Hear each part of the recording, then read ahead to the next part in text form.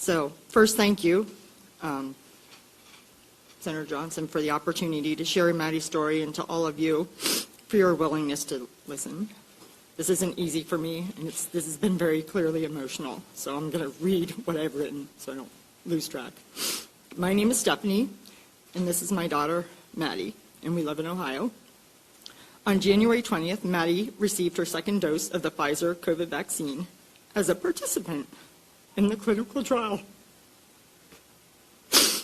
for 12 to 15-year-olds.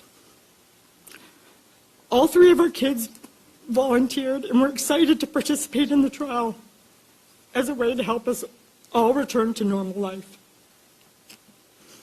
My husband works in the medical field, and I have a degree in electrical engineering.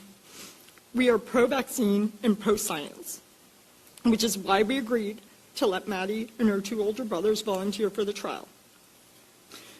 Before Maddie got her final dose of the vaccine, she was a healthy 12-year-old who got straight A's and had lots of friends. She had a life. She was energetic. She was not like this. Although she does still have lots of friends. Upon receiving the second shot, Maddie immediately felt pain at the injection site. And over the next 24 hours, she developed severe abdominal and chest pain. And the way she described the chest pain, and I quote, "It feels like my heart is being ripped out through my neck." She had painful electrical shocks down her neck and spine that forced her to walk hunched over. She had extreme pain in her fingers and toes. It actually made them turn white, and they were cold whenever you touched them. She had edema. So my husband immediately took her to the ER as instructed by the vaccine trial nurse administrator, which is what we were instructed to do.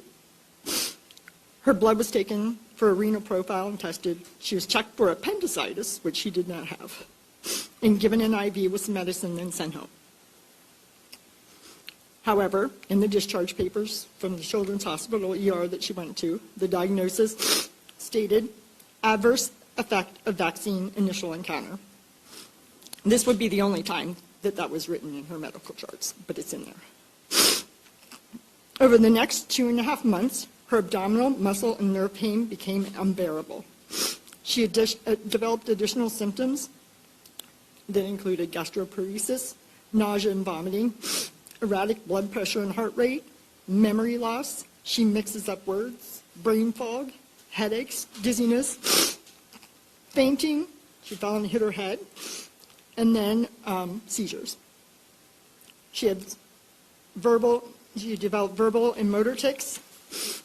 She had loss of feeling from the waist down and muscle weakness.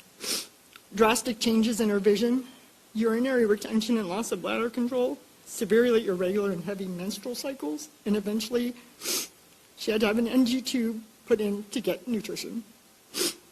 All of these symptoms are still here today. Some days are worse than others.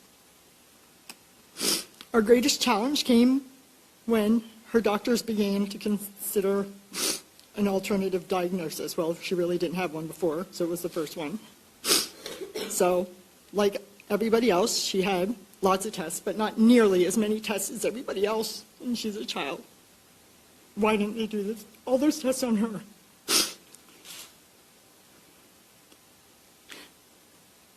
Sorry.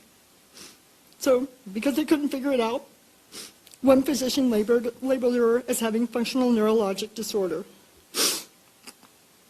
saying it was due to anxiety. This concerned us, and we didn't agree with it because she doesn't have the anxiety. Look at her. I mean, what 13-year-old can sit here calmly, okay, if they have anxiety or mental issues? At one point, they even tried to admit her to a mental hospital.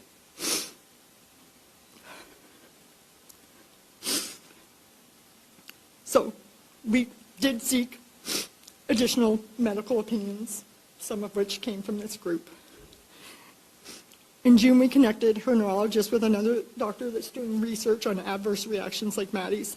She was finally provided, but they finally gave her an MRI, did an MRI of her brain, an MRV, and a bunch of additional blood tests. It took 5 months to get that done. Over the past 5 months, Maddie has been to the ER 9 times and has been hospitalized 3 times for a total of 2 months in the hospital. What I want to ask, Maddie volunteered for the Pfizer trial. Why? Why aren't they researching her to figure out why this happened? So other people don't have to go through this. Instead, they're just saying it's mental. If anybody's mental, it's me. So today our journey as parents to help our daughter Maddie continues. All we want is for Maddie to be seen, heard, and believed, because she has not been. And we want her to get the care that she desperately needs so that she can go back to normal. Why is she not back to normal? She was totally fine before this. She did the right thing trying to help everybody else, and they're not helping her. Thanks.